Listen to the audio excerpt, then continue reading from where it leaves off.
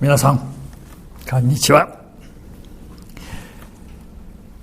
いよいよ始まります。古谷敏の夢道 TV です。よろしくお願いしますよ。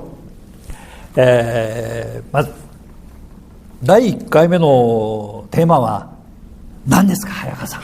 はい、アシスタントといいますか、はい、アシスタントといいますか、パートナーといいますか、ライターの早川です。今日ついに始まりました、はい、夢道チャンネル第1回。今日はですね、1回目ということで、はい、ぜひウルトラマンの前夜祭についてちょっとお話を。前夜祭前夜祭、はい、思いますがいかがでしょう。いっぱい思い出がありますね。嬉しいこととか嫌なこととか危険なこととか大変なこととか、前夜祭、はい、これは、1966年昭和41年の7月10日に、一応 TBS 系でオンエアされた番組ですね。あれオンエアしたんですね、あの舞台を。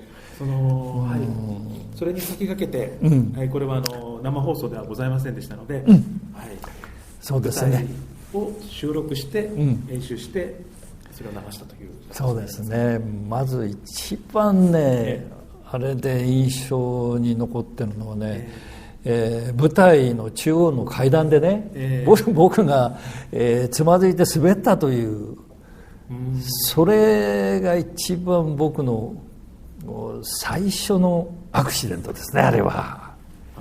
モンスター博士のこの屋敷という。そうですそうです、あそこがね狭かったりね、なんか知らないけど滑ったりね、床がちょっと滑ってたんですね、あれきっとね。そんなんでね、階段落ちそうなそんな感じ。これは中継録画なんで、あそこは切ってくれたんですけどね、ちょっとみっともなかったですね。それは本当に言わなければ見てる方はそれは気づかないこれが一番のやっぱり思い出っていうかね、アクシデントですね。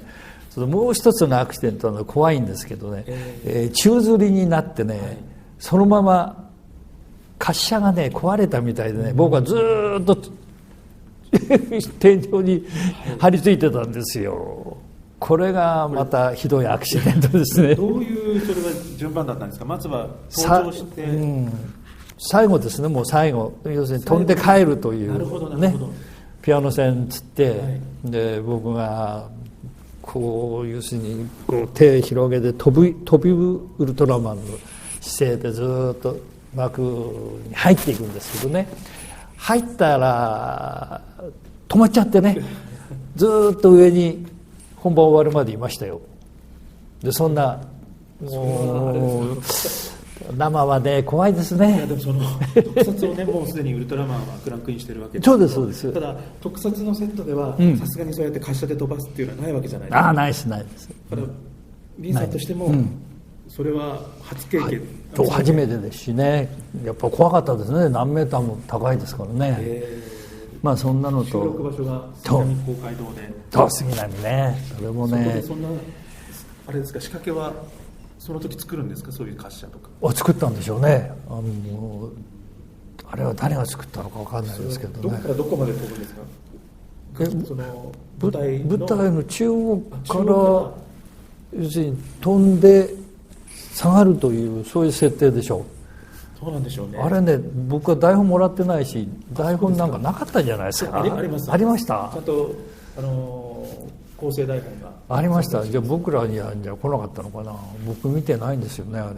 でも出演者の方も非常に多いですからね。その家督隊のレギュラーの方も出演されて。そうその当時人気が出てる芸人さんをいっぱい使ってましたね。そうですね。こういうトリオザパンチさんですか。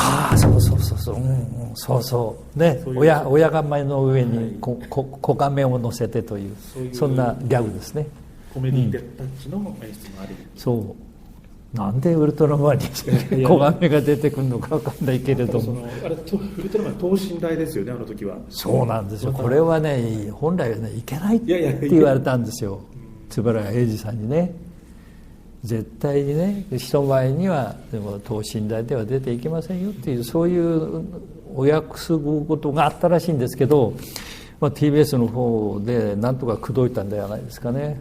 だから当日杉並公会堂の会場に英二さんもいらしてましたからね。客席の英二さんのこうそうですよ、出てきますね、ありましたからね。それで最後舞台に登ったんですよね、英二さんね。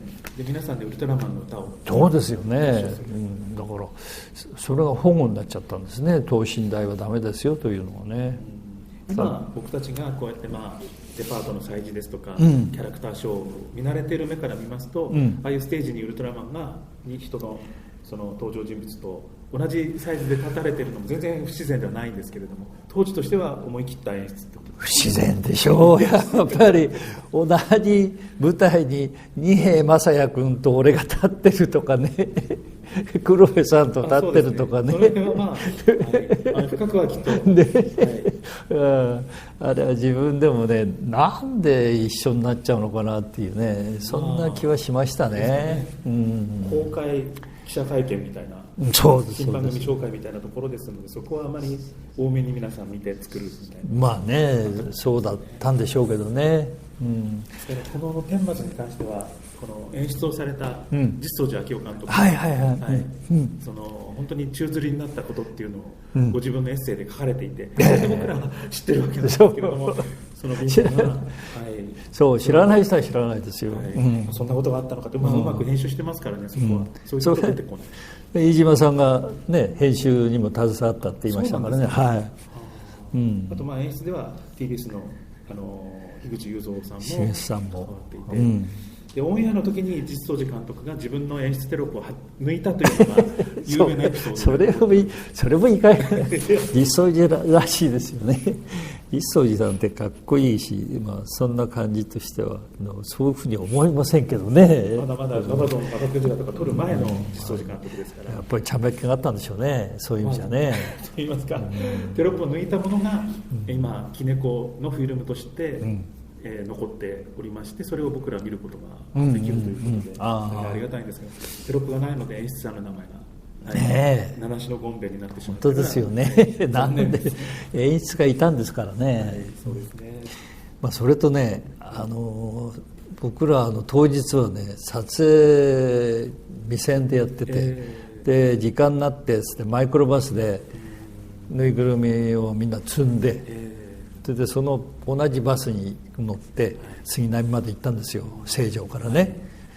その時にですね、ぬいぐるみのもうだいぶ使ってますからね、もう汗の匂いとかシンナーの匂いとかいろんな匂いがねあるバスの中にね、マイクロで、これがね途中気持ち悪くなりましたね。みんな酸欠みたいで、シンナーの匂いとかね、だからそれでちょっと窓開けてやろうよって窓開けてね、そんな記憶ありますよ。でね、海前さんとかね、いろんな方も一緒に乗ってましてね、で移動したんですよ。メンテナンスの方や、その怪獣に入られる、そう怪獣入られる方結構いましたからね。とにかくあれ数が多かったですよあれ。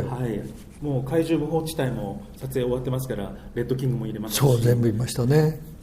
アントラーもいますし、アントラーね、あれこうなんか、そうですそうです。早川さん知ってるでしょ、こう不思議なことにね、みんなアントラー知らないけど、あの時はまだアントラーは動いてるアントラー初めてみんな多分見ることになったわけですけど、いいですよここでばらしても、コーラを後ろ前逆に来ちゃってるんですよね。そうなんですよ。舞台のそうなんですよ。だから総演の方がね多分焦ったと思うんですよ。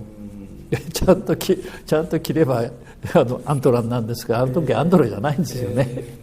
というのはそのアントラは背中が甲羅になってます。そうですそうです。前にちっちゃいジッパーがついてるんですよね。だから怪獣は後ろにジッパーがついてると追い込んでこの前後逆に着せちゃったという。そうなんですよ、そうなんですよ。でもちゃんと着られるもんなんですよね。それでも。まあね。だから不思議な非常にこうふくよかに。アントラがね2体いたということでね、笑いましたよみんなで。